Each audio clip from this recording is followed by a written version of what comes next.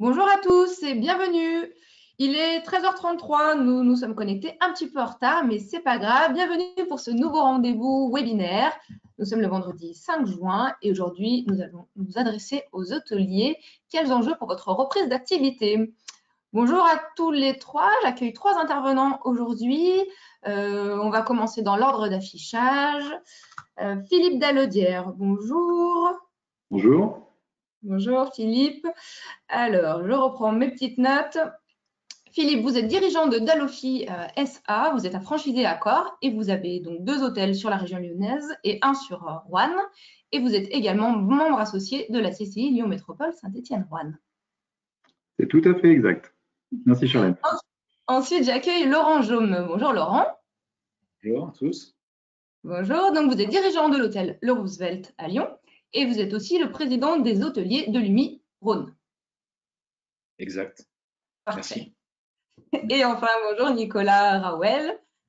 Bonjour. Nicolas, bonjour, tu es conseiller tourisme à la CCI Lyon Métropole Saint-Étienne-Roanne.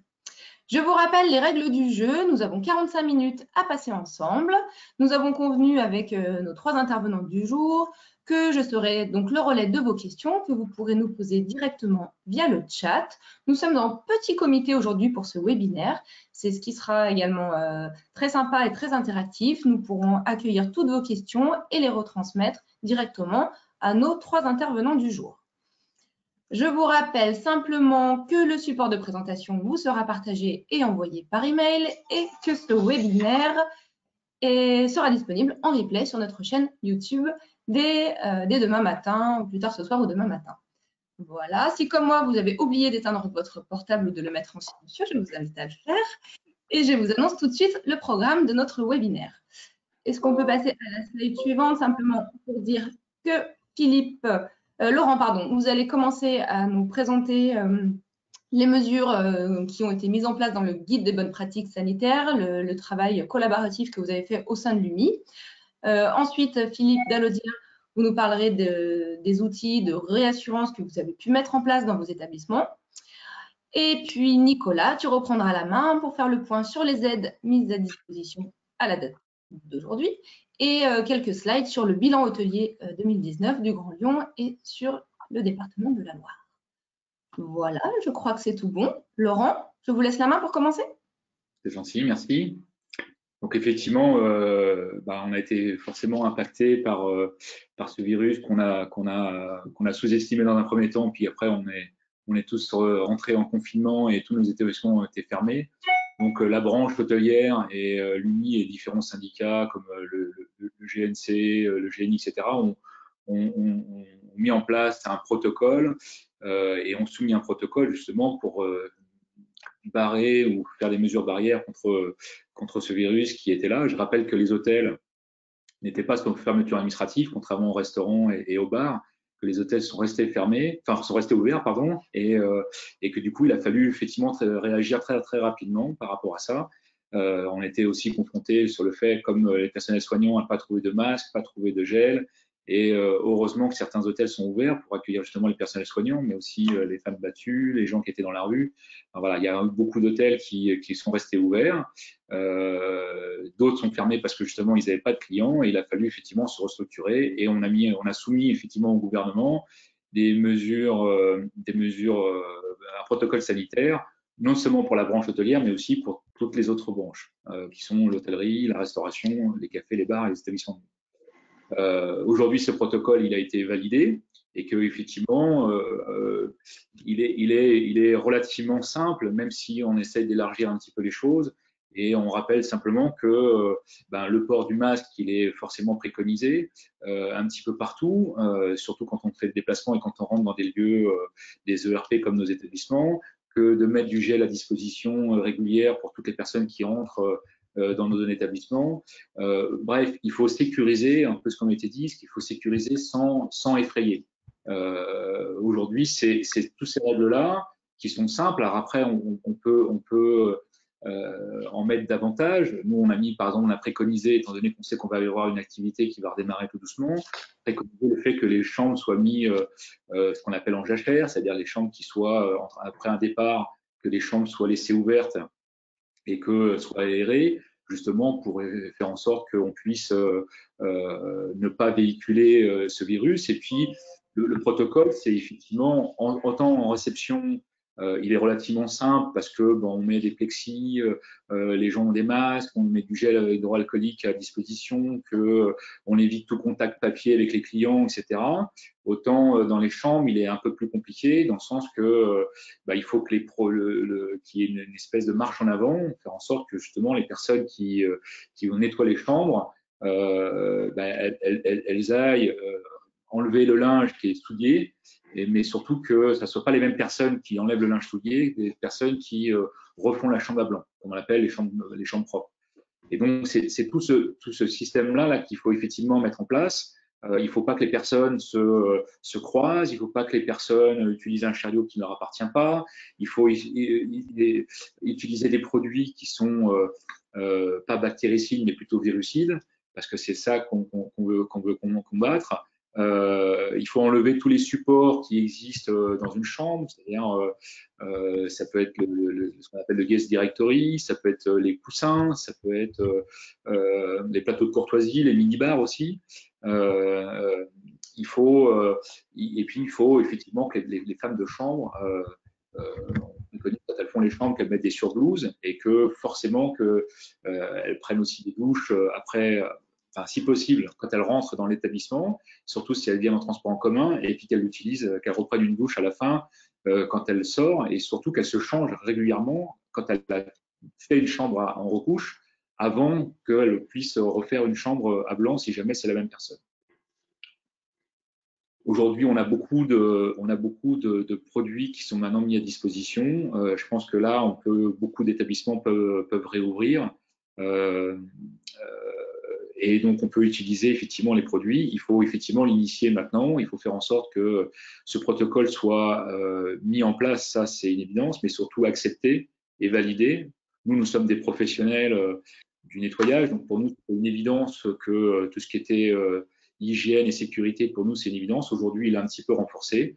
Mais comme on est des professionnels de l'hébergement, on va faire en sorte qu'il soit appliqué et pas appliqué un jour ou deux, mais qu'il soit appliqué régulièrement jusqu'à temps qu'effectivement les choses s'améliorent.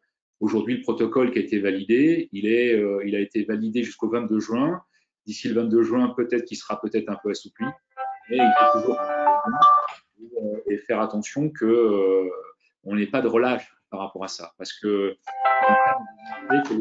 les personnes qui viennent dans nos établissements, ils viennent en toute tranquillité, ils viennent pas dans un lieu hospitalier, mais ils viennent avant tout dans un établissement pour passer un bon séjour, et que, ok, demain on les accueille avec un masque, mais c'est comme si on avait peut-être un nouvel uniforme, ça change pas grand-chose, si ce n'est que, voilà, un client régulier, on lui serre peut-être pas la main, on lui dit juste un peu bonjour de loin, mais ça ne change pas les rapports humains, et c'est surtout ça qu'il faut toujours privilégier, garder des rapports humains, tout en gardant effectivement à l'esprit qu'il faut désinfecter, nettoyer, mettre un protocole sanitaire, établir un plan de nettoyage dans les établissements qui fasse en sorte que tout ça soit naturel et que du coup on accentue un petit peu ce protocole sanitaire pour avant tout rassurer et les collaborateurs et les clients.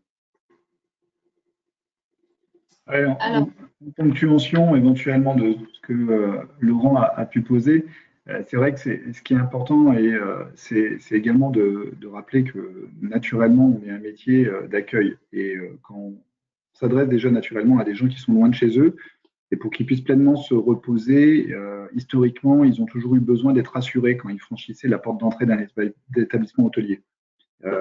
Ils ont besoin de ça, de ce contexte-là d'assurance absolue pour pouvoir avoir justement cette tranquillité d'esprit pour pouvoir s'endormir. Et ça, c'est quelque chose qui est propre à notre profession, c'est quelque chose qui est assez instinctif. Donc en fait, la profession a toujours été assez vigilante par rapport à ça. Les démarches ont été amplifiées depuis une dizaine d'années avec des sites qu'on ne nommera pas et qui nous ont évalués constamment, y compris sur les critères de propreté, qui ont sans doute permis également à attirer l'ensemble de la filière vers le haut sur un certain nombre d'attendus clients sur ces questions-là, ce qui fait que du coup, les mesures qui sont mises en œuvre actuellement sont des mesures qui sont vraiment purement complémentaires par rapport à ce qui existait déjà maintenant et précédemment. Elles viennent juste effectivement rajouter des contraintes additionnelles temporaire par rapport au contexte, mais qui est nécessaire parce qu'effectivement, dans la réassurance des clients, il y a aussi la réassurance de nos équipes, puisque ce sont nos équipes qui doivent aussi se sentir en sécurité pour pouvoir pleinement accueillir quelqu'un qui vient de l'extérieur. Sinon, effectivement, ça devient compliqué un peu les rapports. Alors, je prends la... Vous m'entendez bien? Il y a un problème de son sur votre intervention, Philippe, mais je pense que c'est tout bon. C'est bon, simplement bien vous approcher du micro. J'ai une première question. Est-ce que c'est mieux là? Oui, je pense que ça sera mieux. Bon, J'ai une première question de Inge, j'espère ne pas trop écorcher votre prénom, qui nous dit, alors, en hôtel, le masque n'est pas obligatoire pour le client, sauf dans la partie bar. Vu que notre couloir fait 1,30 m de large, c'est une question technique très précise. Donc, juste si deux personnes se croisent, doit-on rendre le masque obligatoire à nos clients? Qu'en pensez-vous? Alors, je pense que le masque, il n'est pas obligatoire, mais il est préconisé. Puis après, c'est un protocole qu'on met en place dans notre établissement. Donc, charge à nous de le mettre en application ou pas. Encore une fois, le masque protège, il protège nous, mais il protège aussi les clients. Et le principe, qui a un peu été établi, c'est quand on circule et qu'on est debout dans un lieu fermé, ben, on met un masque. Et quand on s'assoit, on peut enlever le masque. C'est le principe qui a été retenu aussi pour la restauration. Les gens qui sont debout mettent le masque. Quand ils sont assis, ils peuvent l'enlever. Après, voilà, c'est avant tout des règles de bon sens, quoi, hein. On peut effectivement se croiser sans pour autant se regarder et tousser ou éternuer quand on croise la personne. Mais voilà, mettre un masque, c'est juste rassurer. C'est encore une fois, c'est être un geste utile. Après, on est bien conscient que comme c'est pas obligatoire mais préconisé, il y a certaines personnes qui effectivement vont pas vouloir porter le masque quand ils rentrent dans nos établissements. Charge à nous soit d'essayer de les convaincre, soit on peut très bien aussi les refuser, hein. C'est un protocole qui est validé. S'ils ne respectent pas notre règlement, on peut aussi refuser un client. Mais c'est avant tout du bon sens, quoi. Ok. Philippe, on vous laisse peut-être poursuivre sur la deuxième partie, sur des exemples un peu concrets que vous avez pu mettre en place dans l'établissement, dans votre établissement, l'un de vos établissements qui est resté ouvert. Oui, tout à fait. J'ai eu quelques établissements, enfin j'ai eu un établissement en l'occurrence qui lui est resté ouvert pendant la période du confinement. On avait un peu tardé à le fermer parce qu'on avait encore des clients qui étaient présents dedans et on ne se voyait pas, pour tout vous dire, les mettre dehors et les remettre dans la nature sans qu'ils sachent où pouvoir aller dormir. Ce qui fait qu'on a un peu patienté et entre-temps, du coup, on a eu une demande de réservation de l'État qui est venue alimenter notre activité sur cette période-là. Vous m'entendez mieux, c'est bon? Oui, c'est de bien rester en avant, en fait. D'accord, ok, très bien. Et c'est vrai que du coup, en fait, on a un peu découvert tout ce qu'il fallait mettre en œuvre pendant cette période-là. On a appris en faisant, on s'est adapté au fur et à mesure que les informations nous parvenaient et ainsi de suite. Et j'en profite pour remercier mon équipe et la direction de l'établissement qui a mis ça en œuvre parce que clairement, ils ont été, je dirais, courageux déjà, ils ont été engagés et c'est vrai que de s'adapter dans un contexte aussi particulier n'est quand même pas quelque chose qui est aisé. Voilà, donc rien que pour ça, je tiens à les remercier, c'est important. Et en fait, on a appris en cheminant pendant cette période de fin mars, courant avril, à intégrer effectivement tous ces gestes barrières. On a appris aussi quelque part à dédramatiser la situation dans laquelle on était, même si au début, clairement, les gestes barrières étaient clairement amplifiés. Il fallait avoir 1 mètre de distance par rapport au comptoir. Le plexiglas n'était pas encore arrivé. Il y avait le masque. Il y avait quand même des… Et puis, on avait aussi en face de nous des clients qui n'avaient pas encore complètement intégré tous ces gestes barrières et qui venaient dans nos établissements un peu en étant un peu en tranquillité. Certains essayaient même de se déconfiner chez nous pour avoir une sorte de respiration par rapport à là où ils habitaient. Donc, il fallait quand même aussi gérer ça en leur disant non, vous n'avez pas compris, hein, c'est pas tout à fait comme ça que ça se passe. Mais du coup, ça a été aussi une forme de pédagogie qu'on a expérimentée, pédagogie du client, mais également aussi derrière, nous de notre côté, réassurance d'une manière continue de la part de nos équipes, parce que eux aussi avaient des inquiétudes. À certains moments, ils se sont sentis vulnérables dans certains contextes et c'était important qu'on prenne clairement cet aspect-là en considération. par plein de mesures tout ce qu'on pouvait mettre en œuvre, on le faisait. Ce qui me rassure, on va dire un peu maintenant depuis à peu près un peu plus d'un mois, c'est qu'effectivement ces gestes se sont intégrés. Bien évidemment, il y a une forme de relâchement qui est naturelle parce que les choses vont mieux, donc on rebaisse légèrement la garde. Mais quand on va dans des commerces, effectivement, on s'aperçoit que les gens font quand même un peu attention. Par contre, on ne peut pas empêcher les gens de se frôler, on ne peut pas empêcher les gens de se côtoyer. Et c'est vrai que du coup, nous, hôteliers, même si on est garant de toutes ces mesures effectivement qui nous sont demandées, qui sont à mettre en œuvre, il en va aussi de la responsabilité de chacun. Il en va de la responsabilité de nos clients de bien faire attention à ça. Et on n'est pas policier, c'est pas notre métier et c'est pas ce qui nous plaît d'ailleurs de faire, clairement. Et ça, c'est important. Mais de temps en temps, on se doit de rappeler. On se doit de rappeler, de refaire cette pédagogie à certains moments en ponctuation, parce qu'on ne peut pas empêcher effectivement qu'il y ait quelques personnes qui, elles, prennent quelques libertés par rapport à ça, parce que soit elles se sentent en impunité, soit parce qu'elles considèrent que c'est excessif. C'est leur appréciation personnelle, mais ce n'est pas notre problème à nous. En l'occurrence, on se doit de rester là-dessus très vigilant. C'est l'affaire de chacun. Voilà. Mais du coup, on a un petit peu avancé par rapport à tout ça. Et comme je vous disais un petit peu précédemment, on est dans un métier, dans tous les cas de figure, où on a une réassurance constante à donner à nos clients. Chaque nouveau client qui franchit la porte d'entrée de nos établissements a besoin de se sentir rassuré. C'est la base numéro 1 pour qu'il puisse pleinement se reposer. Donc, toutes les démarches déjà de contrôle sanitaire qu'on avait, avec les restaurations aussi, avec des fois des normes avec les normes HACCP, toute la partie qui concerne des fois des process qui étaient présents dans certains hôtels ou groupes hôteliers, comme les normes ISO 9001, 9002, j'en parle, c'est des meilleurs, ou des réflexions dans ce genre, sont des éléments d'assurance et qui sont des process qui permettent aussi de s'assurer que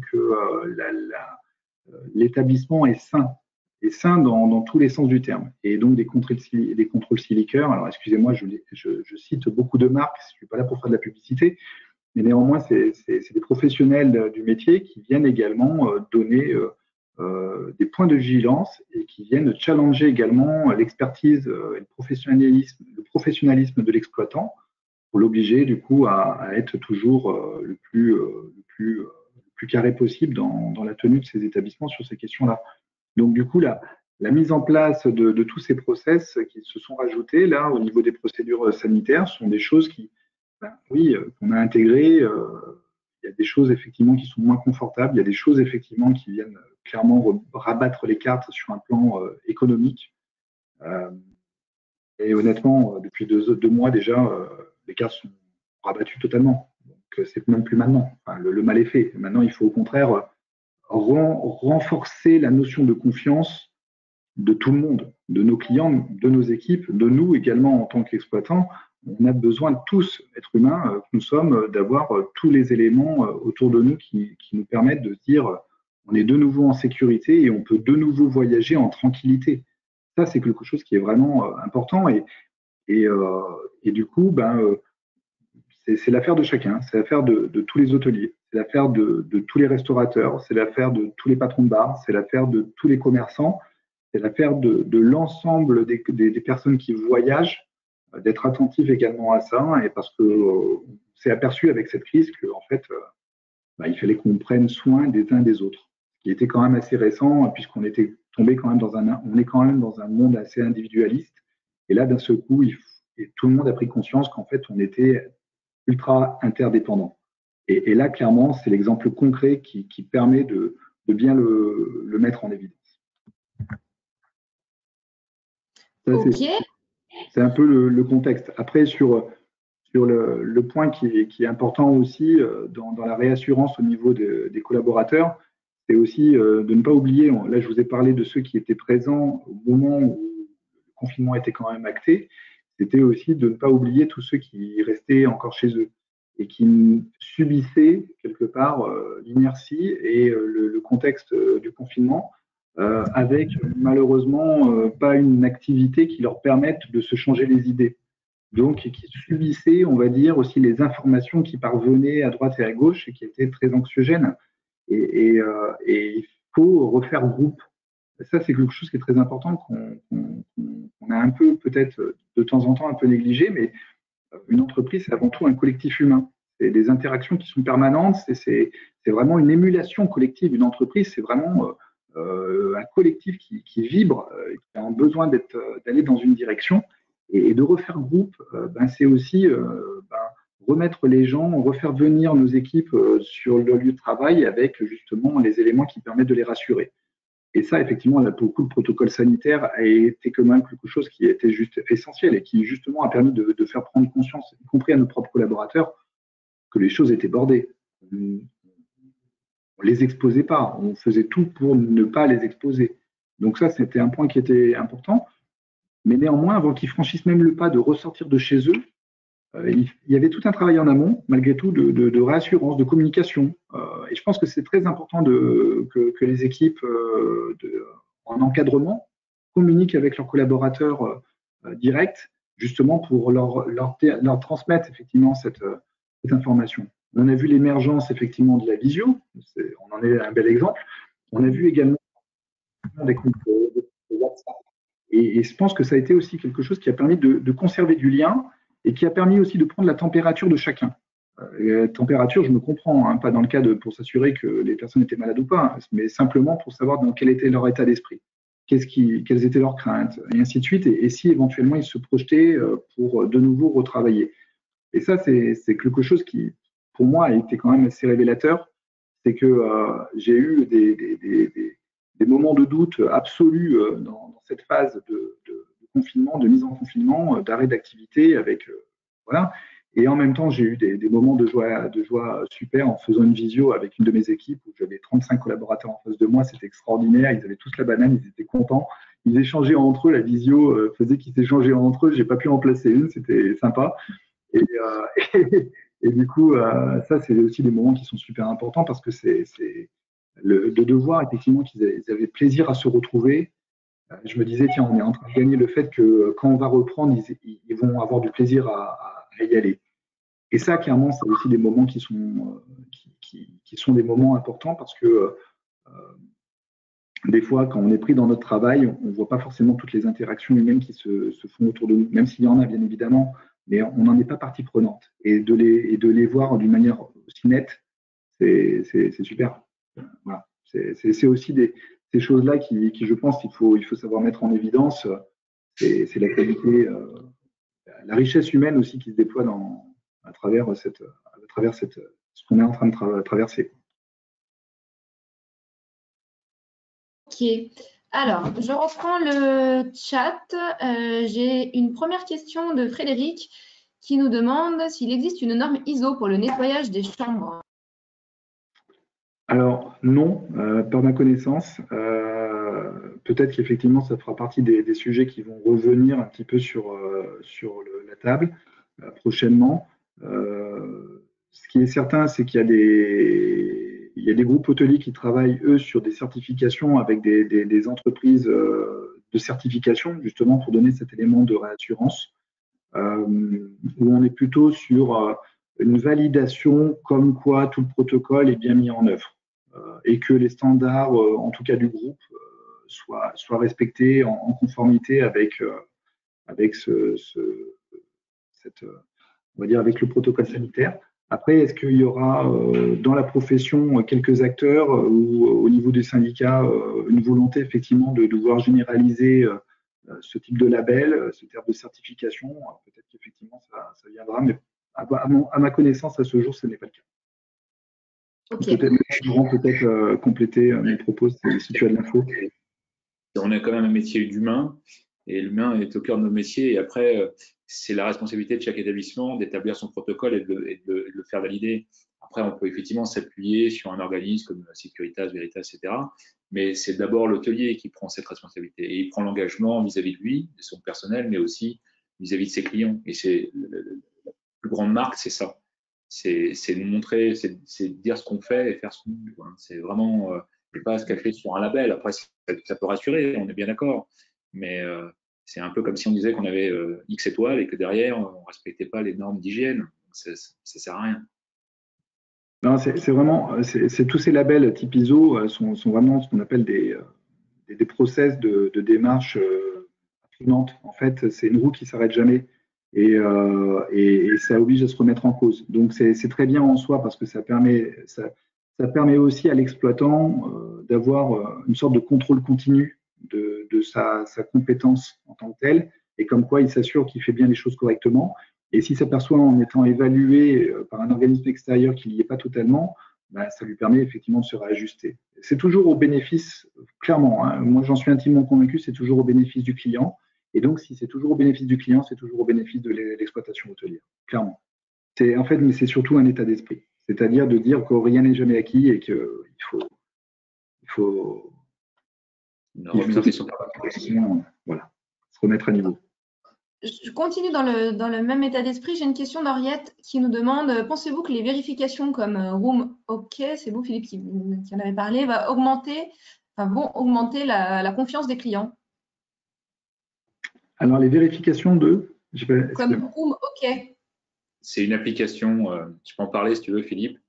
Ah, C'est une application en fait qui permet de s'assurer que chaque femme de chambre a bien checké, bien rentré dans la chambre, a bien vérifié, a bien établi, a bien nettoyé toutes les surfaces comme il devrait, etc. Et en fait, on a un suivi régulier des choses.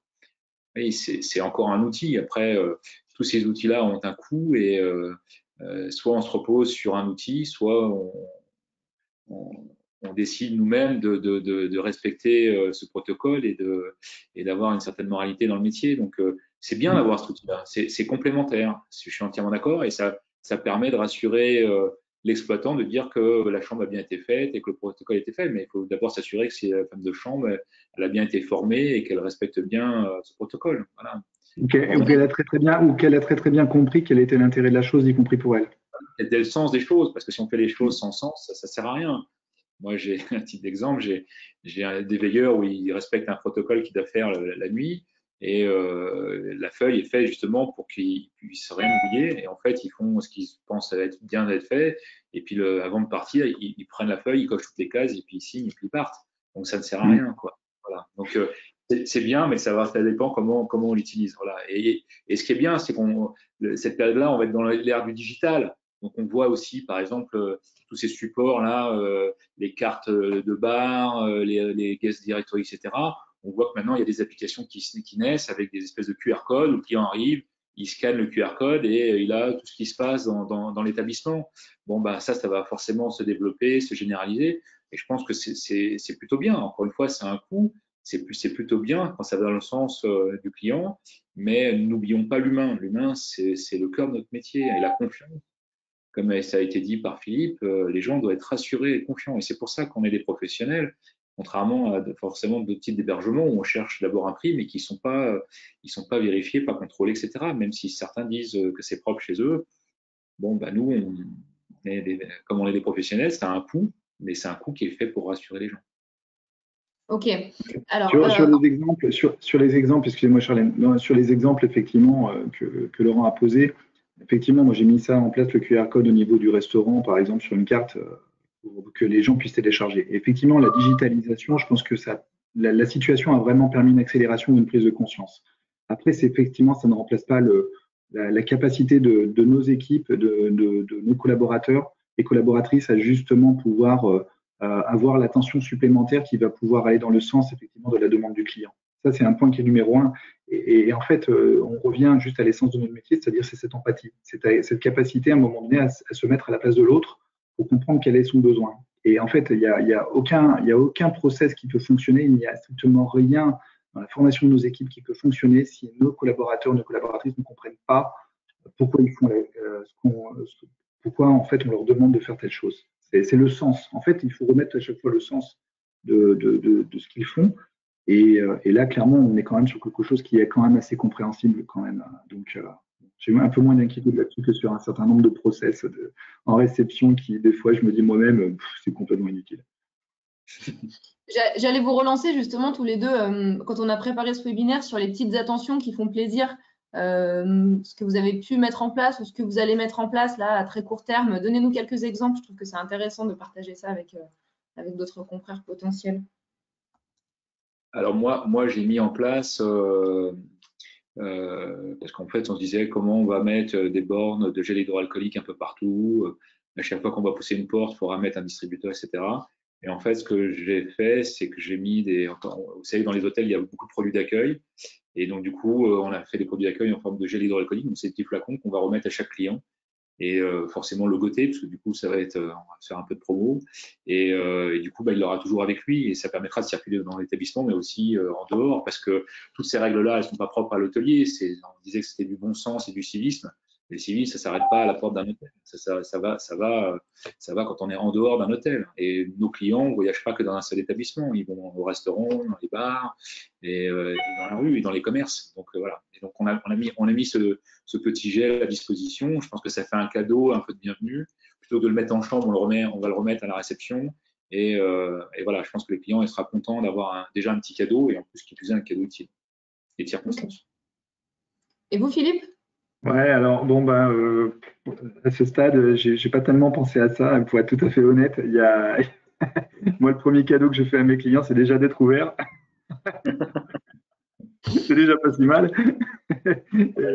Et du coup, non, et puis que mes équipes surtout gardent en tout cas leur enthousiasme pour les accueillir. Ça, je pense que c'est un point qui est important. Effectivement, et puis vu que je suis franchisé d'un groupe hôtelier, il y a un certain nombre probablement de cadeaux qui vont être mis en œuvre prochainement par le groupe.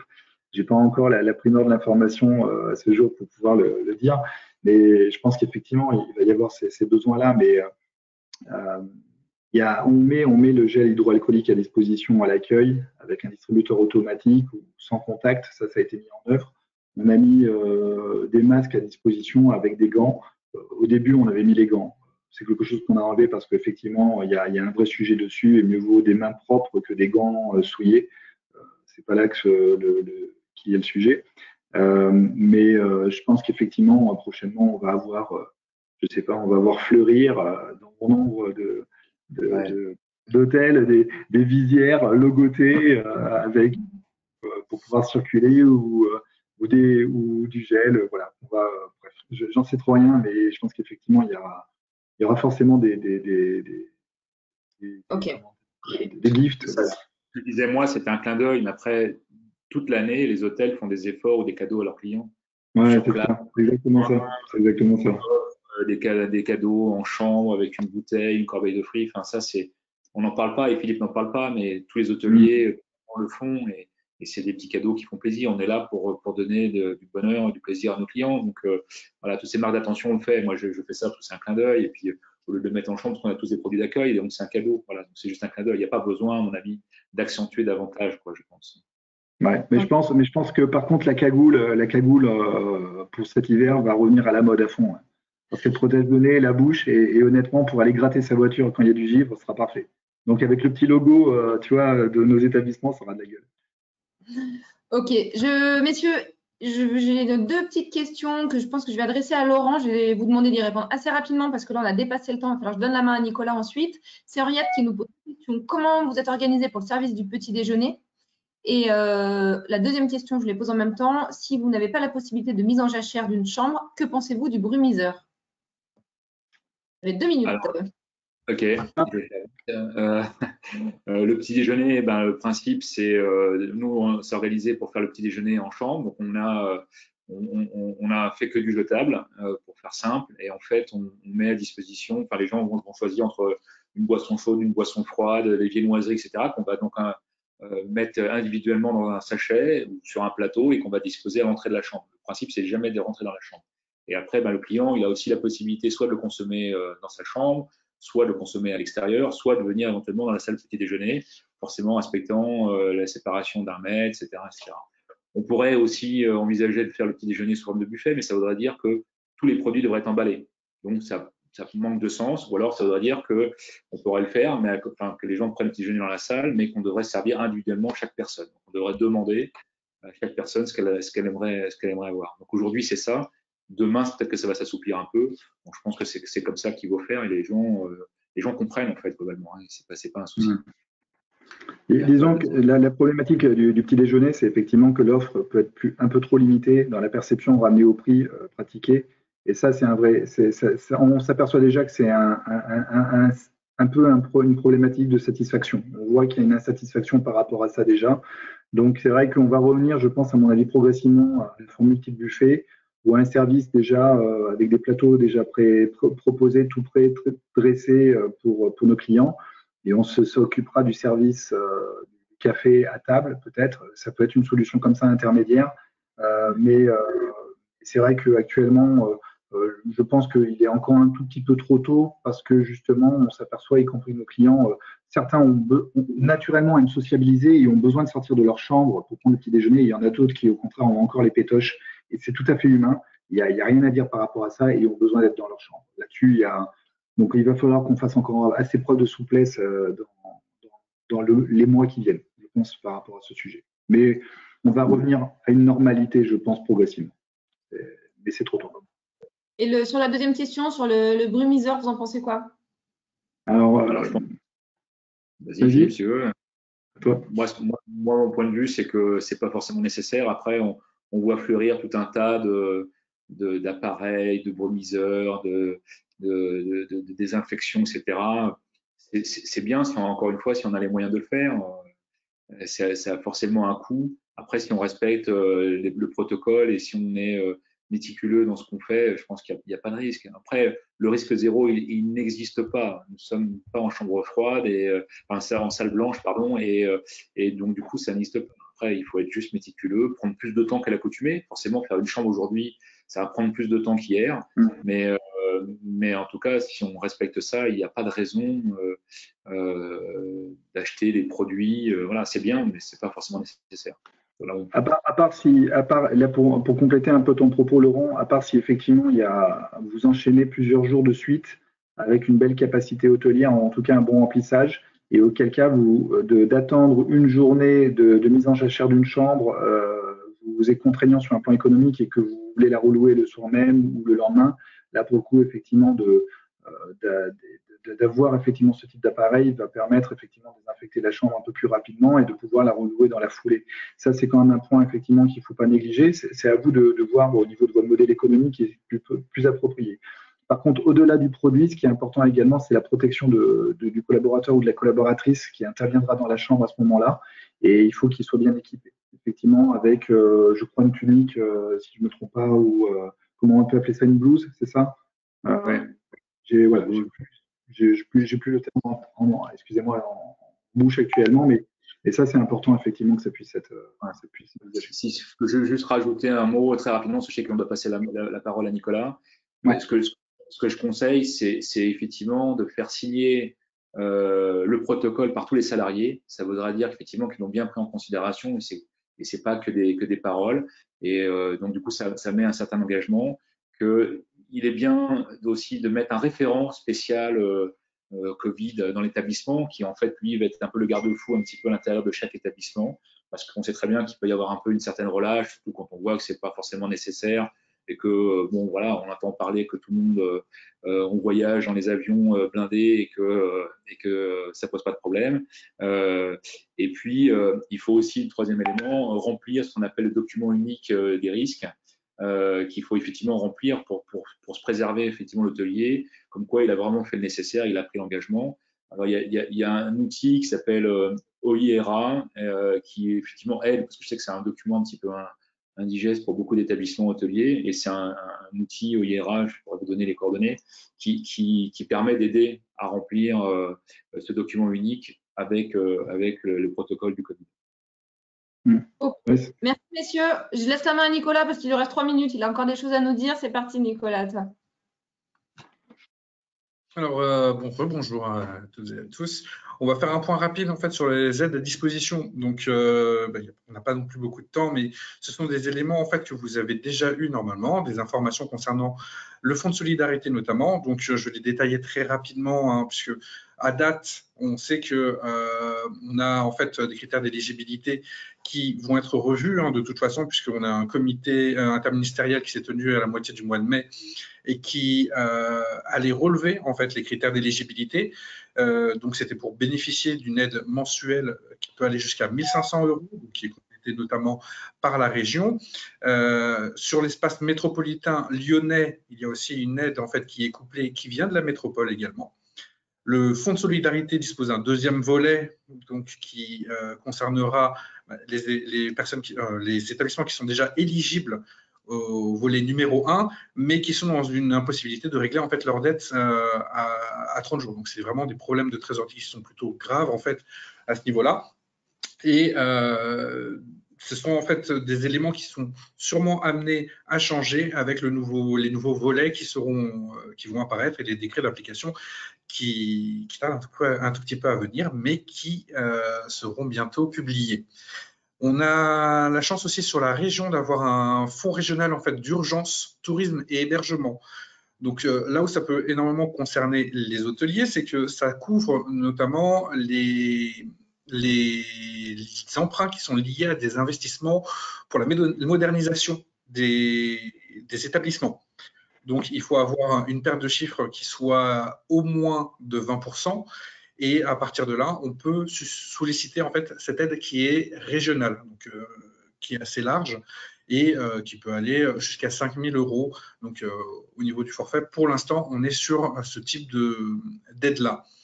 On a une aide aussi, comme vous l'aviez mentionné, messieurs, on avait aussi une aide qui concernait l'achat de plexiglas, notamment pour les salles communes comme les salles de petit déjeuner ou autres, ou pour les restaurants. Donc, cette aide, c'est une aide forfaitaire qui peut aller jusqu'à 500 € et qui vous permettra en fait de financer justement l'achat de plexiglas. Enfin, comme vous le savez, les protocoles sanitaires imposent aussi qu'on se fournisse en fourniture, notamment de protection pour les personnels et également en fait aussi pour les clients. Et justement, l'assurance maladie peut prendre en charge une partie en fait de ces frais. Donc, il y a à voir cela en fait également. Vous avez toutes les informations sur le site, donc notamment le site Amélie, et qui permettent, selon les investissements qui sont pris en compte, donc et ça concerne aussi les entreprises qui ont moins de 50 salariés, donc de prendre en charge jusqu'à 50% des frais liés en fait aux EPI et autres fournitures. Donc, c'est extrêmement intéressant par rapport au protocole sanitaire. Enfin, vous avez des prêts en fait qui sont à disposition, les fameux PGE, les prêts garantis par l'État, donc à voir directement avec votre conseiller bancaire, mais sur lesquels vous pouvez aussi ajouter d'autres prêts, donc notamment le prêt région, qu'on appelle aussi le prêt rebond, qui permet en fait, en s'adossant sur le PGE initial ou d'autres prêts initiaux, de faire gonfler votre capital, parfois même de le doubler. Donc, c'est évidemment toujours un prêt, mais pour les soucis en fait de trésorerie, ça peut être assez intéressant d'y avoir recours. Et enfin, on a aussi un prêt tourisme, mais spécial BPI, qui est mis en œuvre. Et je vous invite en fait à vous rapprocher de votre conseiller bancaire pour ces prêts, justement pour voir en fait si vous pouvez ou non les solliciter.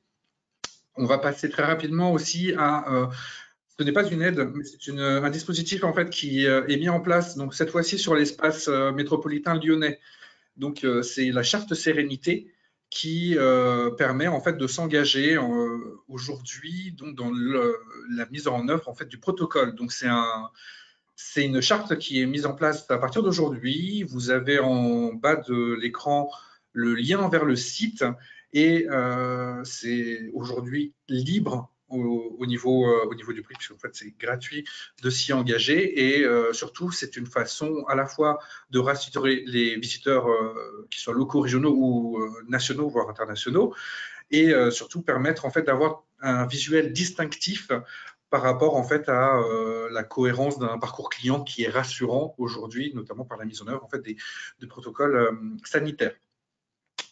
Je passe très rapidement au bilan hôtelier, sachant que aujourd'hui, je vous donne en fait des informations assez rapides, mais le bilan hôtelier lyonnais et enfin pour l'espace du Grand Lyon sera disponible sur demande. On vous donnera les liens, les contacts utiles pour pouvoir le demander également en fin de présentation. Mais aujourd'hui, en fait, pour vous donner les grands chiffres, sur la capacité hôtelière, on a une capacité donc, qui augmente. On est arrivé à près de 15 513 chambres aujourd'hui sur l'espace métropolitain. Vous avez vu qu'en fait, la demande globale a augmenté puisqu'on était déjà au-dessus des 5 millions l'année dernière, en 2018, en 2019, c'est toujours le cas. On a même eu un pic en fait en juillet qui insiste en fait sur la saisonnalité justement liée au tourisme d'agrément. On a un RevPAR qui est en augmentation sur toutes les catégories. On a aussi un prix moyen qui est en augmentation également et un taux d'occupation qui, pour cette année, est de 71,9%, toute catégorie d'hôtels confondus. Donc, vous avez un récapitulatif de toutes ces informations rapidement. Voilà. C'est vraiment à titre informatif aujourd'hui pour toutes les analyses et autres. Bien sûr, on est à votre disposition et comme vous le savez, le bilan hôtelier est à disposition sur demande. Pour le marché de la Loire, pour le coup, on a également en fait observé donc, une évolution au nombre de chambres, donc une augmentation. On est passé de 3 369 chambres à 3 530 chambres, donc grosse progression. Et aujourd'hui, on a tout simplement un prix moyen qui est en augmentation, un RevPAR aussi en augmentation et surtout un taux d'occupation qui est près de 59% aujourd'hui et toujours en fait en augmentation aussi sur l'espace. Donc, je vous fais passer rapidement en fait un slide récapitulatif. De toute façon, vous aurez à la fois en fait le replay si vous le souhaitez et un document sera à votre disposition à la fin de la présentation. Je vous remets en fait les contacts également de la SSCI. N'hésitez pas à revenir vers nous et même à nous contacter par téléphone pour toute question. Je suis à votre disposition. Très bien. Merci beaucoup, Nicolas. Il est 14h20. Merci à tous. Merci Laurent. Merci Philippe. Nous n'avons pas de nouvelles questions sur le chat. Si jamais vous avez des questions, je vous laisse encore une petite minute. Pendant ce temps, j'en profite avant de clore ce webinaire voilà, pour remercier tout le monde, pour vous demander 2 toutes petites minutes d'attention. Quand vous allez fermer GoToWebinar, l'outil, un questionnaire de satisfaction va s'ouvrir automatiquement. Alors, merci simplement de prendre 2 secondes pour répondre aux 4 questions qui nous permettent, nous aussi, de nous améliorer, d'évaluer si ce webinaire vous a plu et savoir si vous voulez être contacté, soit par la CCI, soit par nos intervenants. Voilà, j'en profite également pour vous annoncer le programme de la semaine prochaine. 4 webinaires programmés la semaine prochaine. Je commencerai mardi 9 juin, toujours à 13h30. On parlera des OPCO face à la crise sanitaire et aux perspectives de reprise, avec l'exemple de l'OPCO EP, entreprise de proximité. Mercredi 10 juin, toujours à 13h30, on parlera d'affacturage et d'affacturage inversé, le fonctionnement et les avantages en période de reprise. Jeudi 11 juin, encore à 13h30, on évoquera la façon de motiver, d'outiller son équipe commerciale avec un panorama des fondamentaux. Et enfin, vendredi, cette fois-ci à 15h30, un webinaire destiné aux restaurateurs pour s'adapter face au protocole sanitaire. Ce sera à 15h30 spécialement pour vous laisser le temps, bien évidemment, de terminer le service et de nous rejoindre. Voilà, laissez-moi 2 secondes pour vérifier le chat. Non, les gens nous disent merci. Merci à tous les 3. Excellente après-midi et à très bientôt. Merci à vous. Merci. Merci beaucoup.